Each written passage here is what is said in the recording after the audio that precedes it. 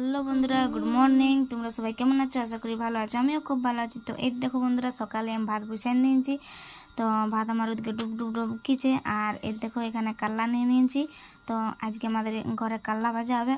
আর দেখো বাইসামে সবাই মার ভাত আর এরকম ভাজা ভাজি সবজি খাইতে ভালোবাসে। তো আজকে আমাদের ঘরে এই হবে, কাল্লা ভাজা হবে, কার মার ভাত হবে, আর বরবটি আলুর ঝাল হবে। তো এর দেখো কাল্লাকে আমি কাটিয়ে নিয়েছি। আর দেখো কাল্লা কাটতে কাটতে আমার ওইদিকে ভাত হয়েই গেল।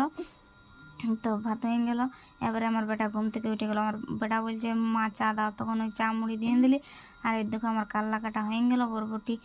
বরবটিও রেখেছি, কেন কি কালকে আমাদের হাট উঠলো, ওই জন্য হাট থেকে নিয়ে আসছিলি বরবটি আর কাল্লা, আরও অনেক কিছু এনেছি।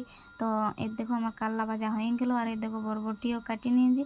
আর দেখো চুলাটাতে দিয়ে দিয়েছি কড়াটা। তো কারা কারা ফল পালায় রান্না করো বন্ধুরা, অবশ্যই কমেন্ট করে বলবে, কেন কি আমরা বেশিরভাগ ফল পালাতেই রান্না করি। তো তোমরা বলবে যে তোমাদের গ্যাস নেই। তো আছে গ্যাস, কিন্তু আমরা গ্যাসে অতটা ব্যবহার করি না গ্যাস, কেন কি ওই কুটুমজন আইলে চা তা বানায়, সবজি পাতি, আর এমনিতে সকালে চা বানাই, বাস। আর বাকি কিছু করি নেই, কাঠও রান্না করি। তো বেশিরভাগ ফল পালাতেই রান্না করি। তো এর দেখো বরবটি আর আলু কাটা ছিল, সেইটা এবার আমরা কচকচা করে ধুয়ে আর ওইটাতে দিয়ে দেবো।